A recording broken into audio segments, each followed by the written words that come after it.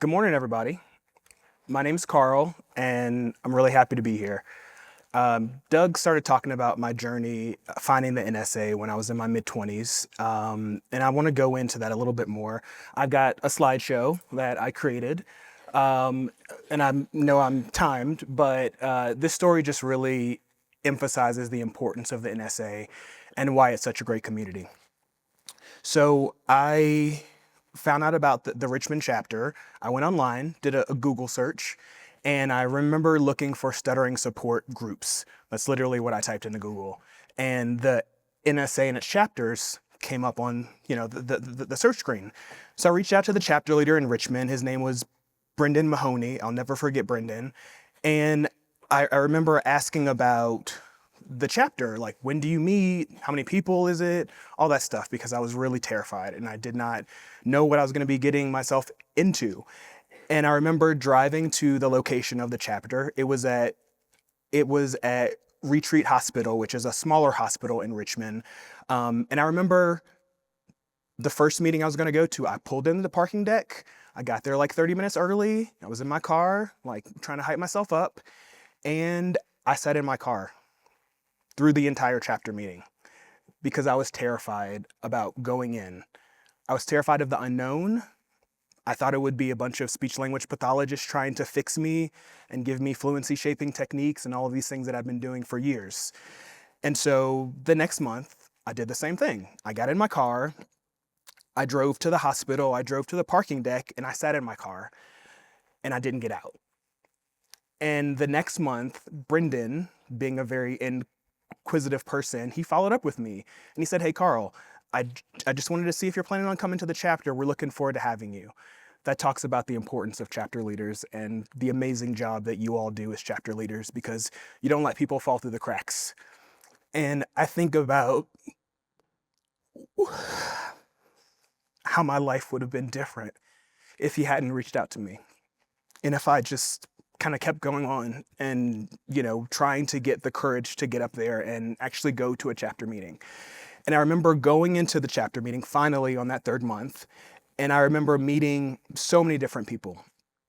I met at that one meeting a guy who is the chair of the English department at VCU and a person who stutters, a stand-up comic, a microbiologist, and also a black man who owned his own who owned his who owned his own who owned his own dental practice and had a team of people supporting him. And for me, for the first time, seeing someone who looked like me and seeing what was possible and what they can achieve changed the entire trajectory of my life. I told myself I wasn't going to cry. I'm a crier. It's fine. I'm going to be okay. So I wanted to start off with that story because that really emphasizes the importance of this organization, why the NSA is such a great place. All right, so I've got a slideshow. I've got a clicker, so I'm going to try to click through my slides and hopefully not cry too much more in the time I have left. But I wanted to start out with some pictures of me throughout various points in my life. So the first two pictures on the top left, I think the very first one I was 3 years old. The one beside it with me on my bike, I was 5 years old. And I remember I talked differently, I stuttered, but I didn't let that stop me. I just talked because I was a kid and I didn't know any different. And as time went on, as I kind of went on in my life, I realized I was different. I realized I had a stutter because people brought it up to me. And so throughout my life, I kind of got more self-conscious about the way I sounded. That bottom left picture was me in 7th grade, which I was at the peak of my awkward stage. Acne, I was a nerd, I was super introverted, and I remember I also had people bring up the fact that I stuttered a lot. And so I was in my shell and I was really self-conscious about how I sounded. The picture in the bottom in the middle is me in college. I was 21, and so my friends were like, "You, of course, need to have a tiara because that'll be funny." And so I had a tiara because, my friends thought that'd be cool. And I remember then I was very covert. By a show of hands, how many people know what covert is and can feel what that experience is like? Yeah, I didn't want to talk about my stutter at all. If someone mentioned like, "Hey, Carl, like you stuttered, you okay?" I'd be like, "No, I didn't. what are you talking about? Like, I just try to squash any thought of me being a person who stutters. That last picture on the right, that's me about a year or so ago when I joined the board of trustees at my alma mater, which is an amazing full circle experience because my first job out of college was being an was being an was being an admissions counselor at that same college, and I quit after 6 months because I was terrified of picking up the phone, calling prospective families, talking to them about the college, and now I'm on the board of trustees, and like I could have never imagined that my experience would have come full circle like that. But I'm actually going to start my presentation because I do have slides. So 5 things that stuttering has taught me. The first one is fluency doesn't equal good communication. By a show of hands, how many people were in speech therapy in the late 90s, early 2000s? If you were, you know that speech therapy was about easy onset, using your techniques, smooth speech, and so that was my experience with speech therapy. And the most important thing was fluency is key. If that would have happened, if that block would have happened in speech therapy, I remember my speech therapist in elementary school, I would have seen her tick to mark my disfluent speech, and that would have indicated to me something was wrong. I didn't do good enough. I wasn't using my techniques. I wasn't practicing all that stuff. And so that was what was reinforced to me over time, that fluency is the ultimate goal. And that caused me to be covert. That caused me to be in my shell and not talk about stuttering. And with that brought a lot of avoidance. I tried to hide my stutter from peeking out by any means possible. And I tried to minimize my voice. And over time, I realized that fluency does not equal good communication. And I'll tell you what I mean by that. How many people do you know at work or at school just talk a lot? They're just talkers. But they don't say a lot of anything. They just like talk because they like the sound of their voice. And those people, I would argue, they might be fluent, but they're not good communicators. What they say doesn't necessarily add value. I feel like as a person who stutters, our voices add value because we are thinking about what we are saying. We are putting intention behind our words. And so that made me realize that fluency doesn't equal good communication. This is a picture I found of 2 people talking. I thought that was kind of cool to put in there because I wanted a picture. And my last point on this is, who wants to say a whole lot of nothing? I feel like as people who stutter, we think about our words more intently. We are focused on making sure that what we say has value and is important. The second point I want to bring up is the only way out is through. And I found the NSA in 2013. I went to my first chapter meeting when I lived in Richmond, and I told the story at the beginning, but it kind of makes me just think about a lot of experiences I had that brought me to the NSA. I remember I was working my first corporate job, and I was having to be in a lot of meetings where I had to present. And people called on me and said, "Hey, Carl, what do you think about this?" Or I had to sell an idea of something that I thought we should do as a team. And I remember in a lot of those meetings, we had this phone. And if any of you have worked in corporate America, you know this like spaceship looking phone, which was the bane of my existence because we would be in rooms and I would have to dial into a call. And there might be people, who were on our campus, who were in other buildings, or people who were in Plano, Texas on another team, or people who were up north in McLean, Virginia, but I would always have to dial into that phone. And I remember the first thing I'd hear when I dialed in was, "Hey, who just joined?"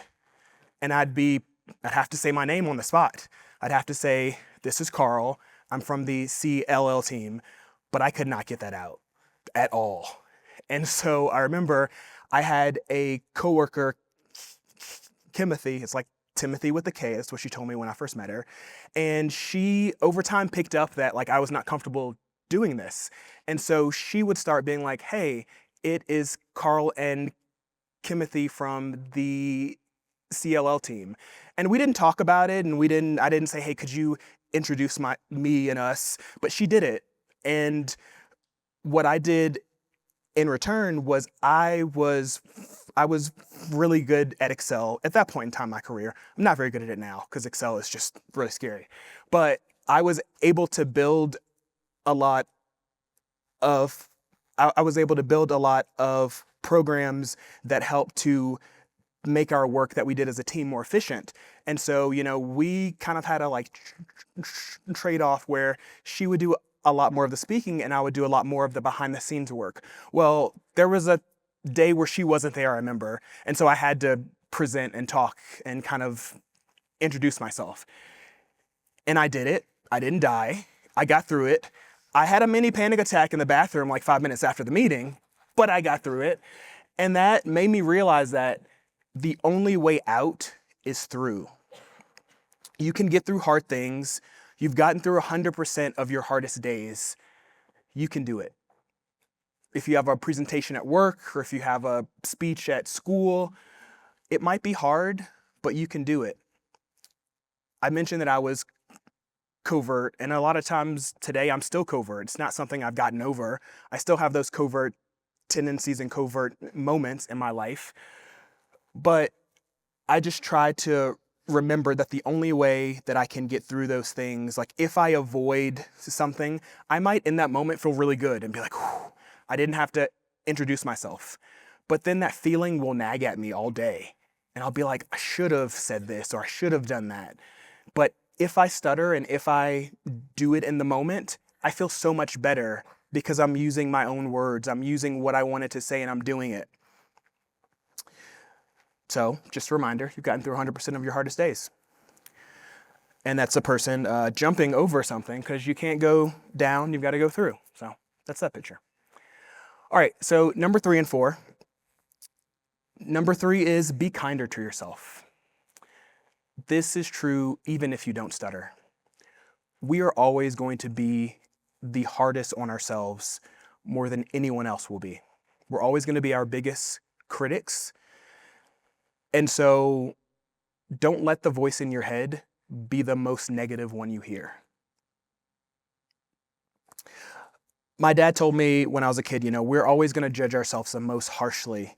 And to me, if I let it, my stutter was always going to be bad. It was always going to be the worst thing because I was so critical of myself. He used to tell me, stop being so hard on yourself, because I was so hard on myself. I was so, oh my gosh, I should have done this. I should have said that. And he was like, look, perfection doesn't exist. We all have something that we are dealing with. People have something that they are self-conscious about. And for you, it might just be, it's your stutter, but everyone has something. So just keep that in mind. The next one, and that's a person, so my thought process of this, I was like, oh, it's a judge and he's banging a gavel, and so it's a judgment, but I had to explain it, and so it doesn't really do that well. But anyway, that's my picture for that one. All right, number 4 is you teach people how to treat you. I found that people react to my stutter the way that I react to my stutter. Whenever I am really self-conscious and I just seem like I'm struggling and I'm like, want to get out of this moment, that makes them uncomfortable. And they're like, what is going on? Like, this guy just seems like he doesn't want to be here, and so I don't want to be here. But if I maintain eye contact, or if I just am there in that stuttering moment and I maybe do something weird, like I smile, like, hey, it's okay. We're maybe going to be here for like 10 seconds, but like, just bear with me through it. That makes them realize, okay, like, it's okay. Like, something is happening. I might not know what it is, but like, we're going to get through it. And so my point there is that you teach people how to treat you. And so be sure that you model that behavior that you want them to model back to you. And that is people introducing themselves to each other. And the guy on the left is teaching him that he wants to be respected. I don't know. I just put in pictures, guys. I'm sorry. All right. So my last point, number 5, is you can do anything, but not everything. And I am a recovering people pleaser, and I have tried to do a lot of things. And I got to a point where I realized that, hey, I'm doing a lot of stuff, but I'm doing it half-heartedly.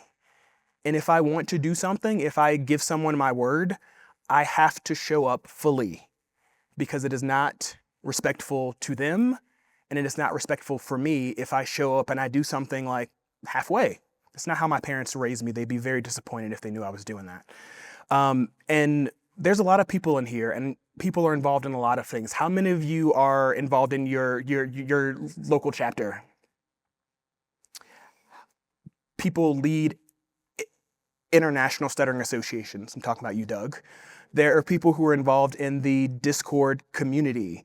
There are people who are involved in Stutter Social, which is a great platform and kind of how I found about stuttering support. You know, people who speak to future SLPs as grad school students. And it's tough because you want to be involved and you want to give back. But even if you see something that you really want to do and you can't do it, I guarantee you have a friend or someone that you're like, this person would be great for that. How about you do this? How about you push yourself and maybe take this chance and this opportunity? So just know you can do anything, but you can't do everything. Thank you.